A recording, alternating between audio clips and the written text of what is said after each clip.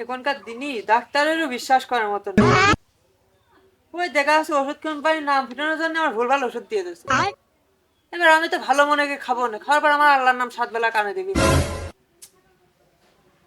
আর হয় না, আবার ডাক্তার হাতের লেখা তো সেই শুনবে। আমি পড়ালেখা যায় না, এই জন্যই তো পড়তে পারতেছি না। আবার সওয়াল রাখো না কেন? মুনি হাসান, কই তুমি? হ্যাঁ, ফিস ফিস করে কোনে কথা করছি? আর হয় না, তাড়াতাড়ি আয়, দরকার তোর একটু। হ্যালো জান। হ্যাঁ, আমি একটা কথা বলার ছিল, তুমি কি শুনবা নে? না মানে, চলো আমরা দুজন বিয়ে করে ফেলি। কেন? আমি পারলে তুমি পারবে না কেন? যেখানে আমি পারবো, আমি তোমার খাতে দেবো, ভাত কাপড় দেবো, আমি, তোমার প্রবলেম কি? না না জান, তুমি আমার কথা শোনো, আমি যে ডিসিশন নিয়েছি তাহলে খুব ভালো হতো।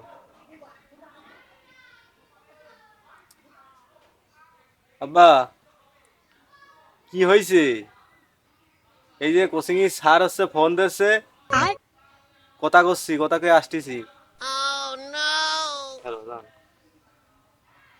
হ্যাঁ, তুমি আমার জান না, কিটা কোনো কথা বললো কি না বললো ওসব শোনার টাইম আছে না। তোমার সাথে কথা বলতে যখন চারিদিক যা হয়ে যায় যায়, হ্যাঁ, চারিদিক যদি আগুন ধরে ভস্য হয়ে যায় তাও তো ঠিক পাবো না আমি। আচ্ছা, আজকের মতো বাই, হ্যাঁ, থাকো। আচ্ছা জান, ঠিক আছে, থাকো, পরে কথা বলতেছি। আমার বাপের আবার একটু ঠান্ডা করে আসি, মনে হয় চিতিয়ে গেছে। আচ্ছা ঠিক আছে, রাখো।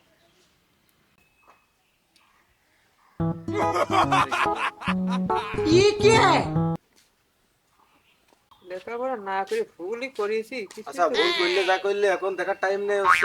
কি হয়েছে কও? কি হতে ডাকতেছে? আমার চেঁচাচ্ছ কে? সারা গ্রামের লোক জানাচ্ছ।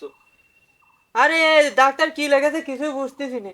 এত সুন্দর লেখা আমি কিছুই বুঝতেছি না, বুঝছিস? তুই তো ভালো পড়াশোনা জানিস, ওই যে দেখি দাও। ইংরেজি তো ভালোই পারিস। দেখ তো কি লেগেছে। এখন তুমি কত কথাই কবা নে। মনি, সোনা, বাবু, এখন যে তোমার কাজে লাগবি, তাছাড়া তো একবারও ভালোভাবে ডাকো না। আর আব্বু যা, বাবা। যা ডাকতাম না, যা। এখন এইটা দেখ। এ আর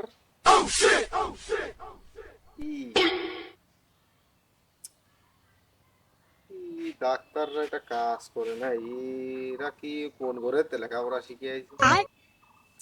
আব্বা, কি? এই লেখা পড়লে আমি পড়ালেখা ভুলে যাবো না। আর তুমি কি চাও নাকি যে আমি হচ্ছে লেখাপড়া ভুলে যাই? না, আমি তো চাইনি। তুই এক কাজ কর, লেখাপড়া বাদ দে, তুই রাজমিস্ত্রির কাজে যাবি কালকে।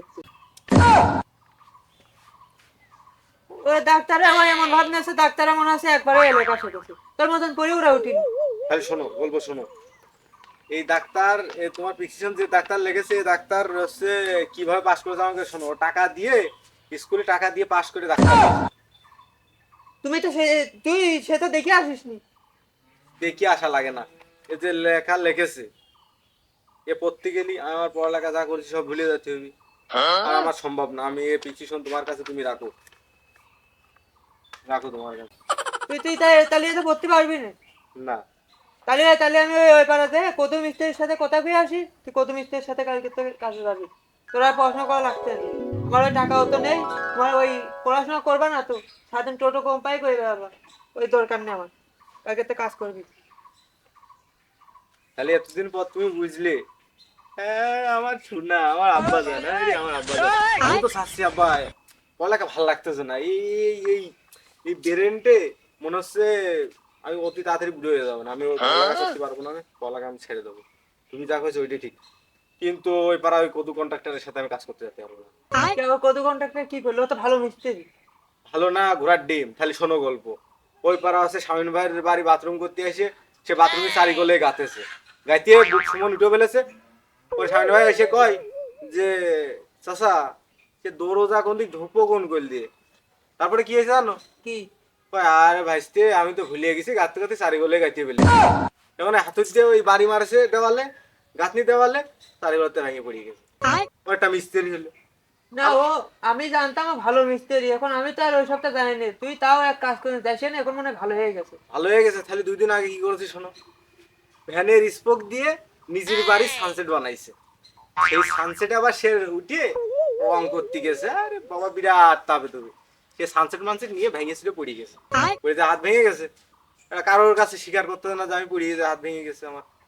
আমি বলছি জি চাচা কি হয়েছে আপনার, হাত ভাঙলো কিভাবে? বলতেছে ভাইতে বলিস নি, আসতেছি নিরীহ ব্যাং একটা রাস্তার পরে শুয়ে রয়েছে, আমার প্রাণী দেখলে খুব মজা করে। কি করবো ভাইতে, ব্যাং বাসা দিয়ে যাই আমি যাই গাছে মেরে দিছি, তারপর তো হাত ভেঙে গেছে। ব্যাংকটা পাইছে ছিল তো? কে চাচাই জানে ব্যাং বাইসি ছিল কিনা। তাহলে ওই যে একটা মিছে কথা করলো, ওই মিস্ত্রির সাথে যদি আমি কাজ শিখতে যাই, তাহলে আমার ওই বাইরের রাষ্ট্রের তো আমার নীতি আসবি না, আমি সন্নীতি কন্ট্রাক্টরে মানে সন্নীতি বাড়ি করতে পারি। তুই তুই ওসব কথা বাদ দে, তুই ওই কালকেতে কৈদ মিস্ত্রির সাথে কাজে যাবি।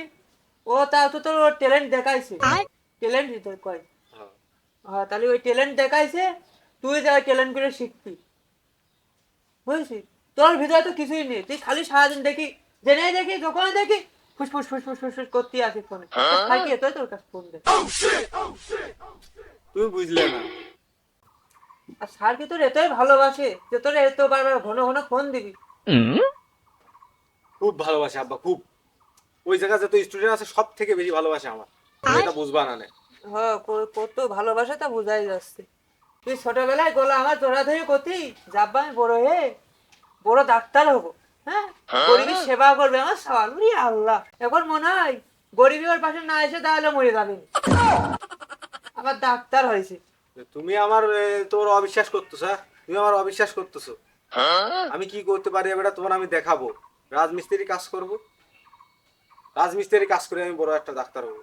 বললাম আমি, ডাক্তার আমি হবই। সারাদিন রাজমিস্ত্রি কাজে যাবো, ডাক্তার আমি হয়ে তোমার আমি দেখাবো। হ্যাঁ, আমি কিছু দেখো জানি না, তুমি কত ডাক্তার হওয়া লোক তা আমি দেখে সবাই ছাড়বো জানে। না। ডাক্তার এই এত সুন্দর করে লেখা, ডাক্তার এত সুন্দর করে লিখেছে। হ্যাঁ, আর আমার সাল কিছুই পারে না। মনে চাইলে আয়ো বন্ধু। কিরে ভাই, কনে? যাচ্ছি, সামনে হাই স্কুল ছুটিটার টাইম হয়েছে না, এখানে বসে কি তোর তো কোনো কাজ বাজ নেই, যাই ওনে যাই একটু ঘুরিয়ে আসি যাবি। আরে দাঁড়া, আর 10 মিনিট আছে, আমি ওই অপেক্ষায় বসে রয়েছি। আর তুই একটা কাজ করেছিস রে ভাই, আমার জীবনটাই শেষ। কি করলাম? নিজের কাছে নিজের যে খারাপ লাগতেছে তা বলিয়ে প্রকাশ করতে পারবো না। কি হলো? ভাই তুই পড়ালেখা শিখিস নি ভাই, তুই একটা কাজের কাজ করেছিস ভাই। একটু ব্রেন নিয়ে যায় কসিনি, ঠিক বই পড়ালেখা সামনে ভালো দিলি, না। বই সামনে দিলি মাথা ব্যথা, মন চাই একটু মোবাইল দিই, কি করবো এই। তাছাড়া যদি ওই পড়ালেখা বাদ দিত, পড়ালেখা ভালো না, ও হবি না, পড়ালেখা করে কিছু করা যায় না।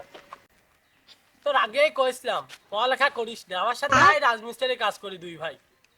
এই পড়ালেখা করে আমার দ্বারা চাকরি বাকরি হবি না, এই জন্যই তো ওয়ানেতে বই বেচে বাদাম খাইছিলাম।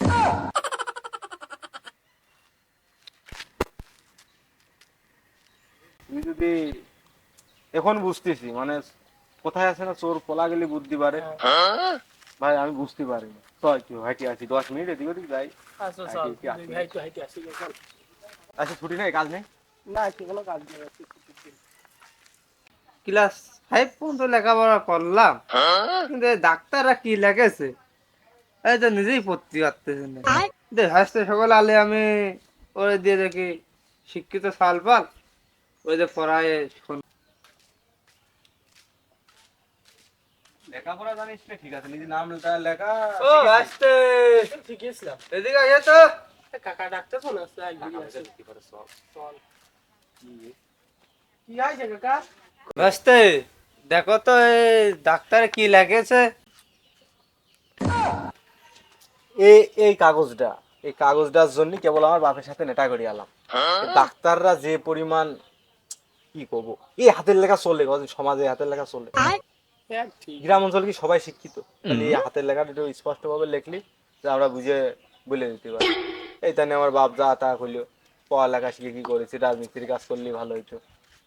কি করবো চাচা, এই যে আমার এই ভাই ভয় নেই, এর কাছে দিয়ে যাচ্ছি, এ বলে দিচ্ছে কোন সময় খাবেন ওষুধ।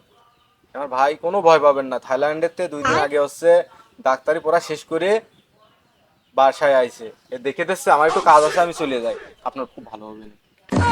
এত কষ্ট মেনে নেওয়া যায় না।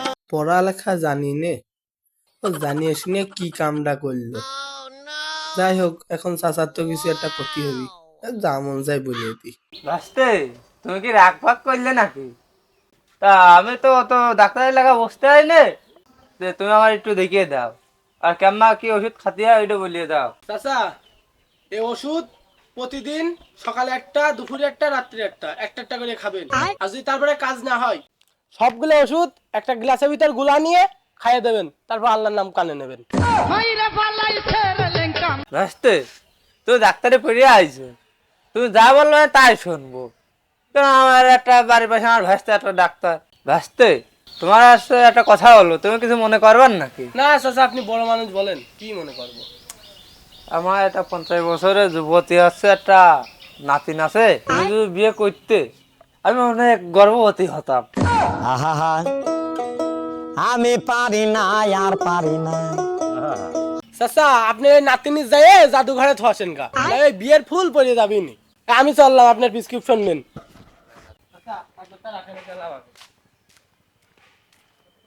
আজকে খালি ওর পায়, ওর একদিন আমার 10 দিন, আজকে খালি ওর পায়, তারপর দেখবো না। পাগলের আজকে ফাঁসা দিছি, পাগলটা যে রাগ বাগ করে আসতেছে, কি যে হবেন রে। মারিস রে, আজ ফাঁসা দিছি, পাগল তো দিবি না।